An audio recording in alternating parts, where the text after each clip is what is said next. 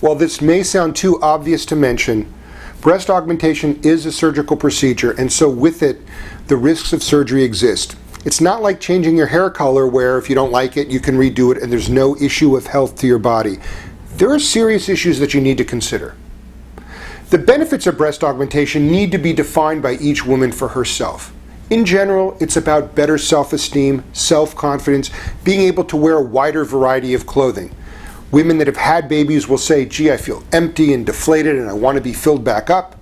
Other women will say, I went through puberty, my breasts never developed, I feel out of balance, I just want to look whole, natural, balanced. On the other side are the complications, the risks, the trade-offs, and you really need to look at those and decide for yourself if the benefits outweigh those or the benefits don't outweigh them for you. This is not a once-in-a-lifetime operation. Everybody will need another operation on their breasts at some point. There's this adage that you need it at 10 years, but that's not true. There is no built-in lifespan to an implant. There's no average time that women need to have a revision. The important thing to realize is that, theoretically, the only reason you have to do a revision is if your implant breaks. But breakage of an implant doesn't even rank among the top 5 reasons that women have their next operation. The women that have their next operation do so because they develop scar tissue sometimes around the implant, because the implant position may be off, one to the side, one high, so the breast doesn't look right. They may droop over time, either because of babies, thin tissue, gravity, too big of an implant.